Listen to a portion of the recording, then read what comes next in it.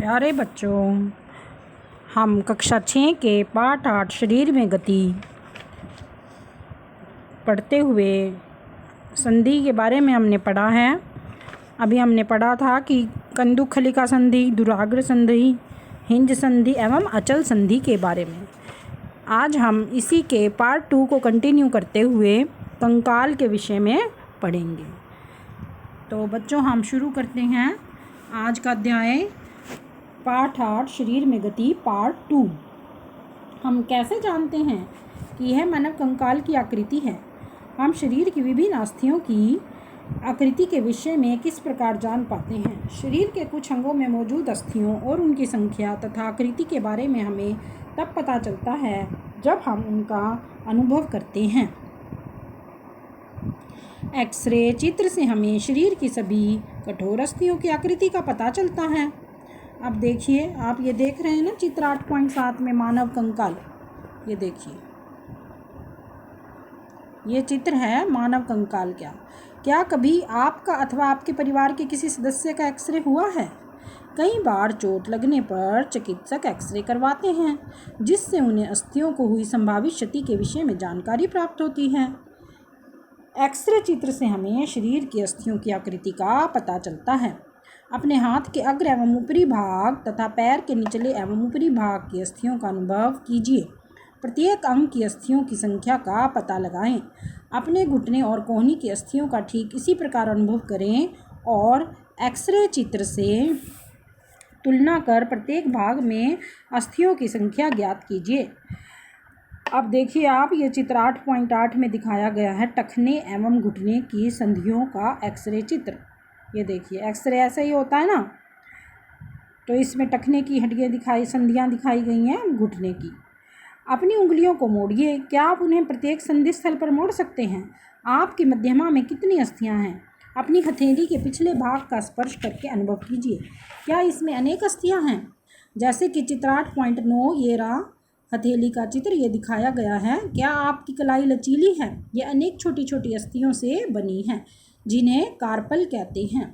यदि इसमें मात्र एक ही अस्थि होती तो क्या होता? तो हम क्रियाकलाप 4 करेंगे। गहरी सांस भरकर इसे कुछ समय तक रोके रहिए। अपने वक्ष एवं पीठ को हल्के से दबाकर अपनी अस्थियों का अनुभव कीजिए। जितनी पसलियां वक्ष की अस्थियों को आप गिन सकते हैं गिन लीजिए। पसलियां कहते हैं वक्ष की अस्थियों को। चित्र 8.10 को ध्यान से देखिए और वक्ष की अस्थियों की तुलना अपने उपयुक्त अनुभव से कीजिए। हम देखते हैं कि पसलियां, ये देखिए पसलियों का चित्र है 8.10। पसलियां विशेष रूप से मुड़ी हुई हैं।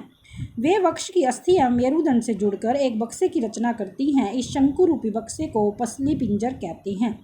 वक्ष के दोनों तरफ 12 पसलियां होती हैं। हमारे शरीर के कुछ महत्वपूर्ण अंग इसमें सुरक्षित रहते हैं। अपने कुछ मित्रों को बिना घुटने मोड़े झुककर अपने पाँव की उंगलियां छूने को कहिए। क्या ये चिकनी, समतल अथवा अखंड है?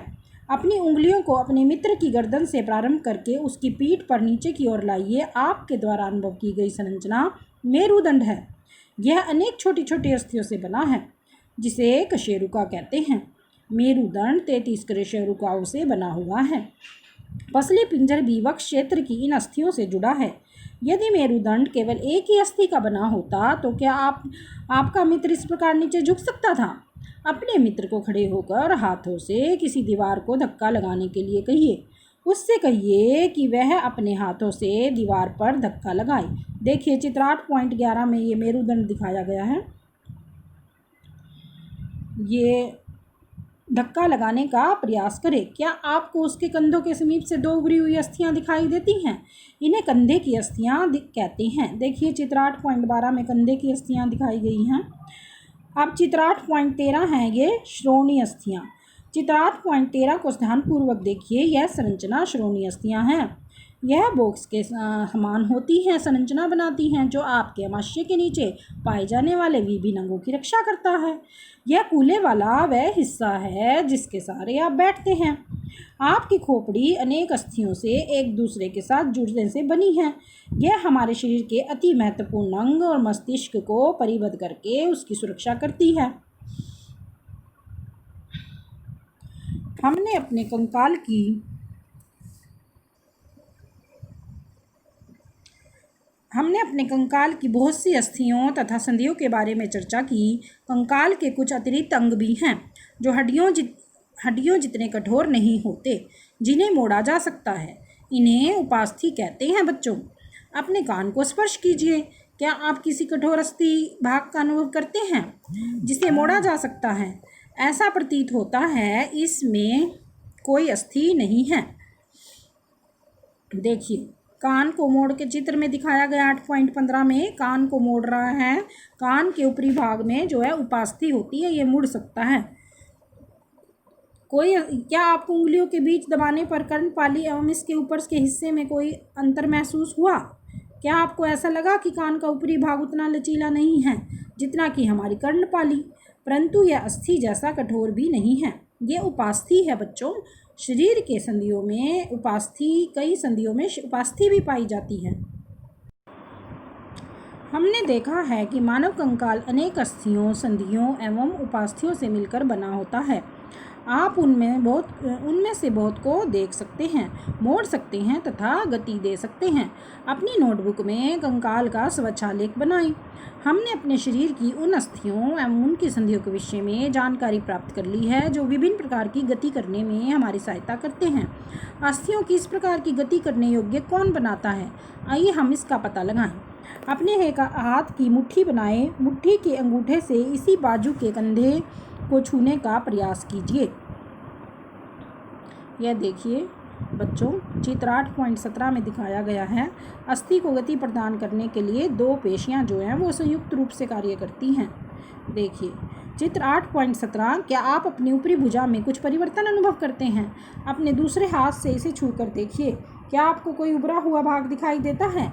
इसे पेशी कहते हैं। बच्चों, संकुचित लंबाई में कमी होने के कारण पेशियां उभर आती हैं।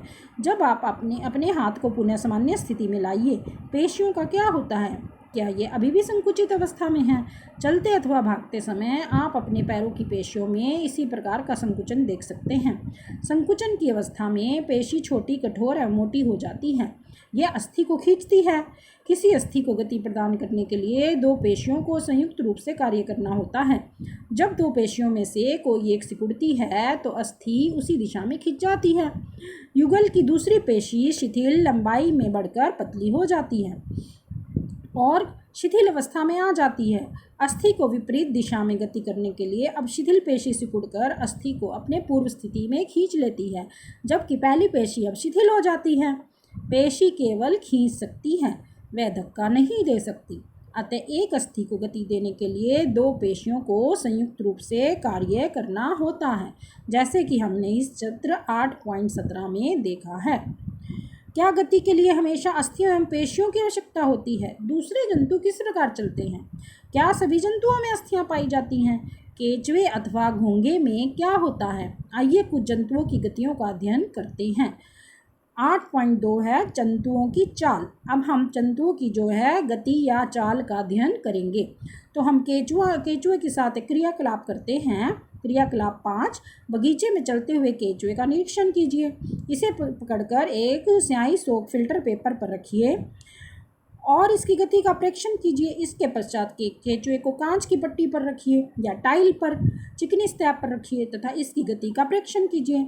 क्या यह गति पेपर पर केंचुए की गति से भिन्न है? ऊपर की दो सतहों में से किस पर केंचुए आसानी से चल सकता है? केंचुए का शरीर एक दूसरे से सटाकर रखे गए अनेक प्रकार के छल्लों से बना होता है। देखिए चित्र 8.18 में केंचुए की गति दिखाई गई है। बच्चों, केंचुए के शरीर में अस्थियां नहीं होती, परंतु इसमें पेशियां होती हैं जो इसके शरीर के घटने और बढ़ने में सहायता करती हैं। चलने के दौरान केंचुआ अपने शरीर के पीछे के भाग को भूमि में जकड़े रहता है तथा अग्रभाग को फैलाता है। इसके बाद वह अग्रभाग से भूमि को पकड़ता है तथा पश्च भाग को स्वतंत्र कर लेता है। इसके पश्चात वह शरीर को संकुचित करता है और पश्च भाग को आगे की ओर खींच लेता है। इससे वह कुछ दूरी तक आगे बढ़ता है। केंचुआ इस क्रिया में बार बार दोहराते हुए इस क्रिया को मिट्टी पर आगे बढ़ता है। इसके शरीर में चिकने पदार्थ होते हैं जो इसे चलने में सहायता करते हैं। यह अपने शरीर के हिस्से को जमीन से किस प्रकार टिकाता है? इसके शरीर में छोटे छोटे अनेक शूक होते हैं, बाल जैसी आकृति के होते हैं शूक। ये शूक पेशियों से जुड़े होते हैं। ये शूक मिट्टी में इसकी पकड़ को मजबूत बनाते हैं। केंचुआ वास्तव में अपने रास्ते में आने वाली मिट्टी को खाता है। उसका शरीर अनपजे पदार्थ को बाहर निकाल देता है।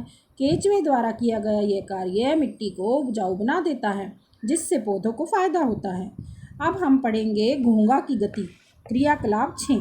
किसी बगीचे में एक घोंघे का अवलोकन कीजिए। क्या आपने इसकी पीठ पर गोल संरचना देखी है? ये देखिए चित्र 8.19, इसमें घोंघा दिखाया गया है। इस गोल संरचना को कवच कहते हैं और यह घोंघे का बाह्य कंकाल है, परंतु यह अस्थियों का बना नहीं होता। यह कवच एकक होता है। यह घोंघे को चलने में कोई सहायता नहीं करता। यह घोंघे के साथ खींचता जाता है। घोंघे को कांच की पट्टी पर रखकर इसका परीक्षण कीजिए। जब यह चलना प्रारंभ करे तो सावधानी से कांच की पट्टिका को अपने हाथों से अपने सिर से ऊंचा उठाकर कांच के नीचे की ओर से उसके चलने के ढंग का परीक्षण कीजिए। कवच का छेद खुलने पर आपने उसमें एक मोटी मांसल संरचना एवं सिर बाहर आते देखा है। मोटी संरचना इसके पैर हैं, जो दृढ़ पेशियों के बने होते हैं। आप सावधानी पूर्वक कांच की प्लेट को एक और थोड़ा सा झुकाइए। पैर को लहरदार गति दिखाई देती है। क्या घोंघे की गति केंचुए की गति से तीव्र है अथवा धीमी? अब हम तिलचट्टे पर क्रियाकलाप करेंगे। क्रियाकलाप 7। किसी कॉकरोच या तिलचट्टे का परीक्षण कीजिए। तिलचट्टा जमीन पर चलता है, दीवार पर चढ़ता है और वायु में उड़ता भी है। इसमें 3 जोड़ी पैर होते हैं जो चलने में सहायक हैं। इसका शरीर कठोर बाह्य कंकाल द्वारा ढका होता है। यह बाह्य कंकाल विभिन्न एककों को परस्पर संधियों द्वारा बना होता है, जिसके कारण गति संभव हो पाती है। वक्ष से 2 जोड़ी पंख भी जुड़े होते हैं। देखिए 8.20 चित्र देखिए बच्चों, तिलचट्टा दिखाया गया। इसमें अगले पैर संकरे और पिछले पैर चौड़े एवं बहुत पतले होते हैं। तिलचट्टे में विशिष्ट पेशियां होती हैं। पैर की पेशियां उन्हें चलने में सहायता करती हैं। वक्ष की पेशियां तिलचट्टे के उड़ने के समय उनके परों को गति देती हैं। अब हम करते हैं पक्षी की गति। क्रियाकलाप 8। पक्षी हवा में उड़ते हैं तथा भूमि पर चलते हैं। बत्तख तथा हंस जैसे कुछ पक्षी जल में तैरते भी हैं। पक्षी इसलिए उड़ जाते हैं क्योंकि उनका शरीर उड़ने के लिए अनुकूलित होता है। उनकी अस्थियों में वायु प्रकोष्ठ होते हैं, जिसके कारण उनकी अस्थियां हल्की परंतु मजबूत होती हैं। जो पश्चपाद होते हैं, पश्चपाद मतलब पैरों की पिछले वाले जो पैर होते हैं, उनकी अस्थियां चलने एवं बैठने के लिए अनुकूलित होती हैं। अग्रपाद जो आगे के पैर हैं, वो उनकी अस्थियां रूपांतरित होकर पक्षी के पंख बनाती हैं। कंधे की अस्थियां मजबूत होती हैं। वक्ष की अस्थियां उड़ने वाली पेशियों को जकड़े रखने के लिए विशेष रूप से रूपांतरित होती हैं तथा पंखों को ऊपर नीचे करने में सहायक होती हैं। देखिए चित्र 8.21 में देखिए बच्चों, पक्षी का कंकाल दिखाया गया है। अब हम कहेंगे मछली की गति। क्रियाकलाप 9। कागज की एक नाव बनाकर उसे पानी पर इस प्रकार रखिए कि उसका नुकीला भाग आगे की ओर रहे। इसे धीरे से धक्का दीजिए। क्या वह जल पर आगे की ओर तेजी से जाता है?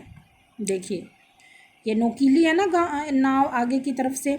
नाव से खेलना, चित्र 8.22। अब नाव को दोनों सिरों से पकड़कर इस प्रकार धक्का दीजिए कि वह चौड़ी ओर से जल में जाए।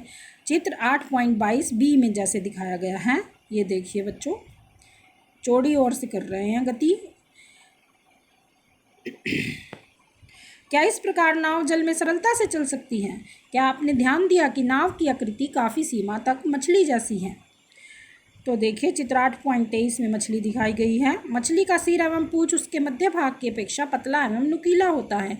शरीर की ऐसी आकृति धारा रेखीय कहलाती है। इसकी विशेष आकृति के कारण जल इधर उधर बाहर निकल जाता है और मछली जल में सरलता से तैर सकती है। मछली का कंकाल दृढ़ पेशियों से ढका होता है। तैरने की प्रक्रिया में शरीर का अग्रभाग एक ओर मुड़ जाता है, पूंछ विपरीत दिशा में चली जाती है। मछली चित्र 8.24 के अनुसार शरीर को मोड़ती है तो तीव्रता से उसकी पूंछ दूसरी दिशा में मुड़ जाती है। इससे एक झटका सा लगता है और मछली आगे की ओर चली जाती है।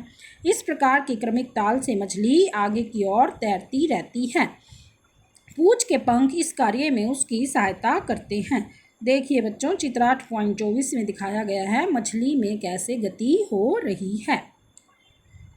तो बच्चों, मछली के शरीर पर और भी पंख होते हैं जो तैरते समय जल में संतुलन को बनाए रखने एवं दिशा निर्धारण में सहायता करते हैं। क्या आपने कभी ध्यान दिया है कि गोताखोर अपने पैरों में इन पंखों की तरह के विशेष अरित्र पहनते हैं? उसको फ्लीपर कहते हैं बच्चों, जो इन्हें जल में तैरने में सहायता करते हैं। सर्प कैसे चलते हैं? क्या आपने सांप को फिसलते हुए आगे बढ़ते देखा है? क्या यह सीधा चलता है? सर्प का मेरुदंड जो होता है लंबा होता है। शरीर की पेशियां क्षीण एवं असंख्य होती हैं। वे परस्पर जुड़ी होती हैं, चाहे वे दूर ही क्यों ना हों। पेशियां मेरुदंड, पसलियों एवं त्वचा को भी एक दूसरे से जोड़ती हैं। सर्प का शरीर अनेक वलय में मुड़ा होता है। इसी प्रकार सर्प का प्रत्येक वलय उसे आगे की ओर धकेलता है। इसका शरीर अनेक वलय बनाता है और प्रत्येक वलय आगे को धक्का देता है। इस कारण सर्प बहुत तेज गति से आगे की ओर चलता है, परंतु सरल रेखा में नहीं चलता। देखिए, चित्र 8.24 में सर्प की गति दिखाई गई है। हमने विभिन्न जंतुओं को गति प्रदान करने वाली अस्थियों एवं पेशियों के विषय में जानकारी प्राप्त की। पहले एवं भुजों के पिटारे में विभिन्न जंतुओं की गतियों से संबंधित अनेक प्रश्न हैं। इस प्रकार आपके मस्तिष्क में भी अनेक प्रश्न उभर रहे होंगे। प्रसिद्ध ग्रीक दार्शनिक अस्तु ने अपनी पुस्तक ग्रेट ऑफ एनिमल्स में स्वयं अपने आप से ऐसे अनेक प्रश्न पूछे थे। विभिन्न जंतुओं के शरीर में विभिन्न भाग क्यों होते हैं? यह विशेष अंग उन जंतुओं को विशेष गति में किस प्रकार सहायक हैं? विभिन्न जंतुओं के शारीरिक अंगों में क्या समानताएं एवं विभिन्नताएं हैं? विभिन्न जंतुओं को चलने के लिए कितने अंगों की आवश्यकता होती है? मनुष्य के 2 पैर तथा गाय और भैंस के 4 पैर क्यों होते हैं? बहुत से जंतु संपादी होते हैं, क्यों? हमारे पैरों को मुड़ने का ढंग हमारे हाथों की तुलना में अलग क्यों है?